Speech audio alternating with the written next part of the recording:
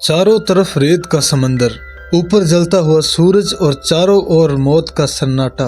ना पानी, ना खाना और ना ही कोई मदद की उम्मीद। अब सवाल ये है, क्या ये लोग इस चलते हुए रेगिस्तान में जिंदा बच पाएंगे? कब तक लड़ पाएंगे भूख, प्यास, गर्मी और मौत से? तो चलिए तैयार हो जाइए, क्योंकि आज हम आपको ले चलेंगे रेगिस्तान की मौत के इस डरावने सफ़र पर। फिल्म की शुरुआत होती है मंगोलिया के उस तपते हुए रेगिस्तान से, जो कि ईस्ट एशिया का सबसे बड़ा डेजर्ट माना जाता है। चारों तरफ फैली हुई रेत, जलता हुआ सूरज और दूर दूर तक बस सुनाई देती है हवा की सीटी।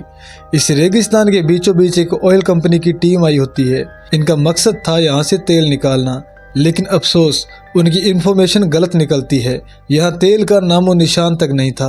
अब कंपनी के लोग फैसला करते हैं कि उन्हें वापस लौट जाना चाहिए और इन्हें वापस ले जाने के लिए भेजा गया एक कार्गो प्लेन, जिसका पायलट होता है फ्रैंक टाउन्स और उसके साथ उसका को पायलट भी। अब सारे वर्कर अपने अपने बैग्स उठाकर उस जहाज में चढ़ जाते हैं। सबको लगता है चलो अब घर लौट चले, लेकिन उन्हें क्या पता था कि ये उड़ान उनकी जिंदगी की सबसे खतरनाक उड़ान बनने वाली है। प्लेन आसमान में उड़ रहा होता है, लेकिन कुछ ही देर बाद मौसम बिगड़ने लगता है। आसमान काला पड़ जाता है और रेत का एक भयंकर तूफान उनकी ओर बढ़ने लगता है। को पायलट फ्रैंक से कहता है, हमें प्लेन लैंड करा देना चाहिए, तूफान थम जाए तो फिर उड़ान भर लेंगे। लेकिन फ्रैंक जिद पर अड़ा रहता है, नहीं हम निकल जाएंगे, तूफान हमें नहीं रोक सकता। और बस यही गलती सबसे भारी पड़ जाती है। रेडियो काम करना बंद कर देता है, सिग्नल गायब, आसमान में कुछ भी दिखाई नहीं दे रहा था। फिर अचानक एक इंजन बंद हो जाता है। अब फ्रैंक इमरजेंसी लैंडिंग कराने की कोशिश करता है, लेकिन सामने बस रेत, धूल और कुछ नहीं। अब जैसे ही वो प्लेन को नीचे लाने की कोशिश करता है, प्लेन का पिछला हिस्सा एक चट्टान से टकरा जाता है, पीछे का दरवाजा खुल जाता है और एक वर्कर नीचे गिरकर वहीं अपनी जान गंवा देता है। अब प्लेन रेत में घिसटता हुआ कई मीटर तक जाता है।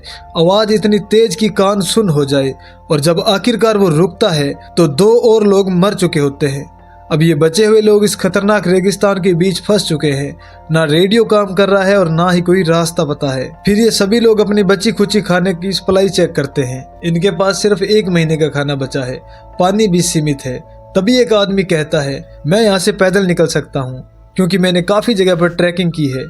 लेकिन बाकी लोग उसे रोकते हैं।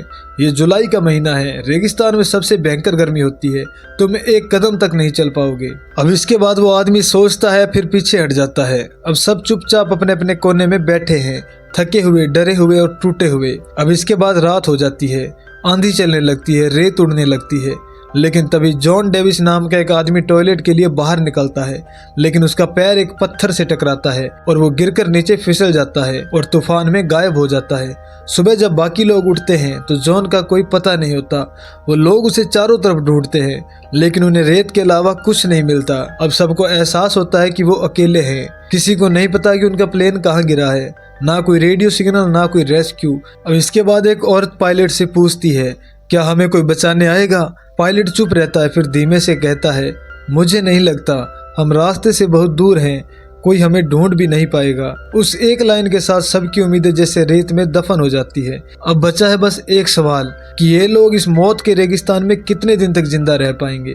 चारों तरफ रेत का सागर, ऊपर चमचमाती धूप और बीच में कुछ लोग जिनके सामने सिर्फ 2 रास्ते हैं, या तो मर जाना या फिर कुछ ऐसा करना जो नामुमकिन लगे। अब इनमें से 2 लोग तय करते हैं कि वो यहाँ से पैदल निकलेंगे, लेकिन जैसे ही वो पानी साथ ले जाने लगते हैं तो पायलट उन्हें रोक देता है। वो गुस्से में कहता है, कोई भी पानी लेकर नहीं जाएगा।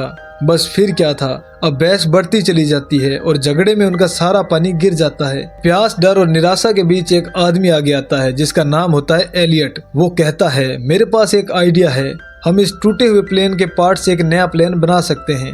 अब सब हैरान रह जाते हैं। एलियट बताता है कि वो पहले एक एयरक्राफ्ट कंपनी में काम करता था और अब जिंदा बचने के लिए यही एकमात्र रास्ता उनके पास बचा है। धीरे धीरे सबके दिलों में उम्मीद की एक किरण जागने लगती है। वो सब एलियट की मदद करने के लिए तैयार हो जाते हैं, लेकिन पायलट अब भी शक में रहता है। उसे लगता है कि ये नामुमकिन है। अगले दिन एक आदमी अकेला ही निकल पड़ता है। पीछे से एक औरत उसे ढूंढने जाती है, मगर पायलट उसे रोकता है और खुद निकल जाता है। अब वो उस चट्टान तक पहुंचता है जहां उनका प्लेन टकराया था। वहीं उसे उस गुमशुदा आदमी की लाश मिलती है, लेकिन उसके कपड़े गायब थे और पास में कुछ गोलियों के खोखे पड़े थे। लेकिन तभी वो आदमी वापस आता है और कहता है, मैं तो बस अपनी घड़ी लेने आया था जो उसने मुझसे ले ली थी। लेकिन वो घड़ी इसके पास नहीं है। अब सबको समझ आता है कि इस रेगिस्तान में वो अकेले नहीं है। डर के बावजूद वो सब प्लान बनाने में लगते हैं। दिन में आग बरसती है इसलिए वो रात को काम करते हैं, लेकिन मुसीबत यही खत्म नहीं होती। एक दिन वेल्डिंग करते वक्त चिंगारियां उनके फ्यूल पर गिर जाती है और बहुत जोरदार धमाका हो जाता है। अब तेज आवाज के साथ सब कुछ जल उठता है। किसी की जान तो नहीं जाती, लेकिन उनका ज्यादातर तेल खत्म हो जाता है। अब उनके पास बस इतना फ्यूल बचा है कि वो एक ही बार उड़ान भर सकते हैं। अब हालात ऐसे है कि या तो वो दिन की तपती धूप में काम करे या फिर मरने का इंतजार करे, लेकिन ये लोग हार नहीं मानते। धूप, रेत और मौत के साए में भी वो अपनी फ्लाइट ऑफ द फोनिक्स को आसमान में उड़ाने का सपना जिंदा रखते हैं। अब जब सबने मिलकर प्लेन को दोबारा बनाना शुरू किया तो सबसे मुश्किल काम सामने था विंग को जोड़ना, क्योंकि उनके पास सिर्फ एक ही मौका था। अगर विंग गिर गया तो सब खत्म, क्योंकि उनके पास न तो कोई दूसरा विंग था और न ही उसे दोबारा उठाने का कोई तरीका। अब सब लोग सांसें थामे खड़े थे। वो धीरे धीरे विंग को ऊपर से नीचे की ओर उतारने लगते हैं, लेकिन तभी चेन टूट जाती है। वो भारी विंग जमीन की तरफ फिसलने लगता है और सीधे प्लेन से टकराता है। सबके चेहरों पर डर और हैरानी थम जाती है। प्लेन के अंदर उनका एक साथी पहले से मौजूद था, जो विंग को बोर्ड से जोड़ने का काम कर रहा था। वो धीरे धीरे बाहर आता है और कहता है काम पूरा हो गया। सब उसे देखकर दंग रह जाते हैं, क्योंकि किस्मत ने उनका साथ दे दिया था। वो विंग बिल्कुल सही जगह पर जाकर फिट हो चुका था। अब उनका सपना हकीकत के करीब था। प्लेन का ढांचा पूरा हो चुका था और सबके चेहरों पर उम्मीद की चमक लौट आती है। अब खुश होकर सब लोग झूमने लगते हैं, क्योंकि इतने दिनों बाद पहली बार उन्हें लगता है कि शायद वो सच में यहाँ से उड़ सकते हैं। रेगिस्तान की रेत हटाकर वो लोग एक असली रनवे तैयार करने लगते हैं ताकि उनका फोनिक्स फिर से आसमान में उड़ सके। लेकिन किस्मत को कुछ और मंजूर था।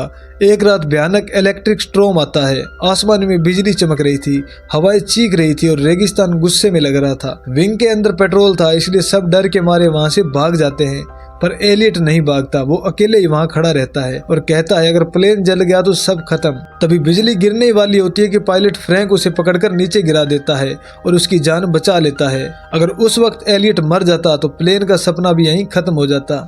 अगले दिन वो अपना प्लेन का नाम रखते हैं फोनिक्स, क्योंकि इजिप्टियन मैथोलॉजी में फोनिक्स वो पक्षी है जो राख से दोबारा जन्म लेता है। उसी तरह ये लोग भी मौत के रेगिस्तान में जिंदगी को जन्म देने की कोशिश कर रहे थे, लेकिन मुश्किलें अभी खत्म नहीं हुई थी। उनका पानी भी अब लगभग खत्म हो चुका था और अब उनके सामने सबसे बड़ी चुनौती थी प्यास। एक रात वो लोग दूर कुछ टेंट्स देखते हैं जहाँ कुछ लोग सो रहे होते हैं। वो स्मगलर होते हैं जो रेगिस्तान के रास्ते हथियार ले जाते हैं। फ्रैंक कहता है हमें उनसे पानी मांगना चाहिए, पर एलियट मना करता है और कहता है कि वो खतरनाक लोग हैं, उन पर भरोसा नहीं किया जा सकता। अब फ्रैंक फिर भी अपने कुछ साथियों को लेकर निकल जाता है। वो लोग एक चट्टान के पीछे छुप जाते हैं ताकि अगर कुछ गड़बड़ हो तो जवाब दे सके। हाथों में बंदूकें लिए वो आगे बढ़ते हैं, धीरे से पानी मांगते हैं, लेकिन तभी एक स्मगलर गोली चला देता है। बस फिर क्या था, फ्रैंक और उसका साथी जवाबी फायर करते हैं और कुछ स्मगलर मारे जाते हैं, लेकिन एक स्मगलर जख्मी होकर वहां से भाग जाता है। फ्रैंक उसे गोली मार सकता था, पर वो नहीं करता क्योंकि वो खूनी नहीं बनना चाहता। जब वो मरे हुए स्मगलर के पास जाते हैं तो जेम्स को उनमें से एक की घड़ी दिखाई देती है, वही घड़ी जो उनके उस साथी की थी जो पहले प्लेन में गिर गया था। अब सब समझ जाते हैं कि ये वही लोग थे जो पहले भी यहाँ आए थे। वो घायल स्मगलर को उठाकर अपने प्लेन के पास ले जाते हैं। कुछ लोग कहते हैं कि इसे यहीं खत्म कर दो, पर फ्रैंक मना कर देता है। वो नहीं चाहता कि उनकी इंसानियत भी इस रेगिस्तान में मर जाए। लेकिन तभी एलियट बिना कुछ कहे उस स्मगलर को गोली मार देता है। सब हैरान रह जाते हैं। फ्रैंक गुस्से में एलियट पर चिल्लाता है। दोनों में तीखी बहस होती है। अब एलियट कहता है कि इस हालत के जिम्मेदार तुम हो फ्रैंक, तुम पायलट थे, तुम्हारी वजह से हम यहाँ फंसे हैं, तुम्हारी वजह से हमारा एक साथी मरा। मैंने मना किया था वहां जाने से, लेकिन तुम फिर भी गए। फ्रैंक अब खुद को रोक नहीं पाता और वो गुस्से में एलियट को जोरदार पंच मारता है। एलियट का अहंकार चूर हो जाता है। वो गुस्से में कहता है बस अब मैं और कोई काम नहीं करूंगा, मैंने 10 लोगों के बराबर काम किया है और तुम सिर्फ बातें करते हो। और वो ये कहकर वहां से गुस्से में चला जाता है और एक बार फिर फोनिक्स का सपना खतरे में पड़ जाता है। अब कैली उसके पास आती है और कहती है तुम्हारे बिना हम ये प्लान नहीं बना सकते, हमें तुम्हारी जरूरत है। एलियट थोड़ा हिचकिचाता है और कहता है अगर सब लोग मुझसे रिक्वेस्ट करेंगे तभी मैं काम शुरू करूंगा। अब धीरे धीरे सब लोग उससे रिक्वेस्ट करने लगते हैं, यहाँ तक कि फ्रैंक भी कहता है तुम यहाँ के बॉस हो, कृपया इसे मुकम्मल करो। एलियट आखिरकार मान जाता है और फिर सब मिलकर दोबारा से प्लेन बनाने में जुट जाते हैं।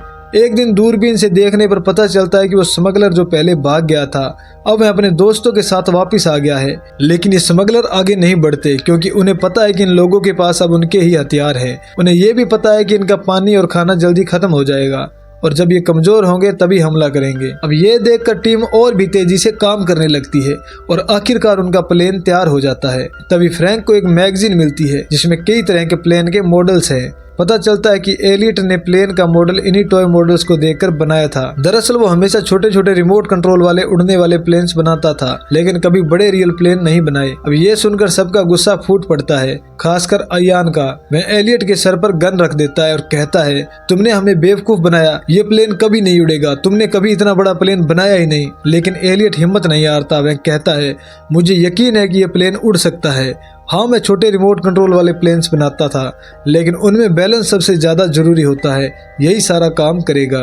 फ्रैंक अयान को रोक लेता है, तभी अचानक तूफान आ जाता है। तेज हवाओं के बीच प्लेन अपने आप को हल्का हल्का हवा में उठाने लगता है। सबको एहसास होता है कि ये प्लेन सच में उड़ सकता है। उनके दिलों में जो उम्मीद मर चुकी थी अब वो फिर से जिंदा हो जाती है। लेकिन ये तो रेगिस्तान का तूफान था और प्लेन पूरी तरह से रेत में दब जाता है।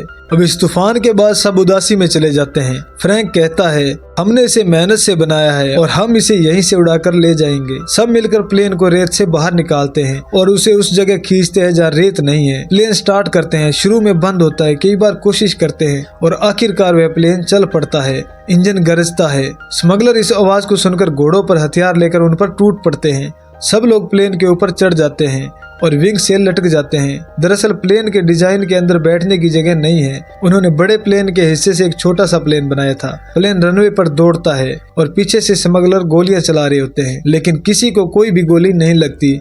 जैसे ही रनवे खत्म होता है तो स्मगलर सोचते हैं कि ये लोग फेल हो गए, लेकिन अगले ही पल उनका फिनिक्स उस खाई से उड़ जाता है। सब लोग खुशी से झूम उठते हैं। महीनों की मेहनत आखिरकार रंग लाती है। इस तरह ये लोग मौत के मुंह से उस खतरनाक रेगिस्तान से निकल जाते हैं जहाँ से बचकर निकलना नामुमकिन लगता था। और एलियट की फोटो एक मैगजीन में छपती है जहाँ लिखा होता है, नासा की एक नई उम्मीद। तो दोस्तों, कैसी लगी ये कहानी आप कमेंट करके जरूर बताएं। मिलते हैं किसी और वीडियो में, तब तक के लिए गुड बाय।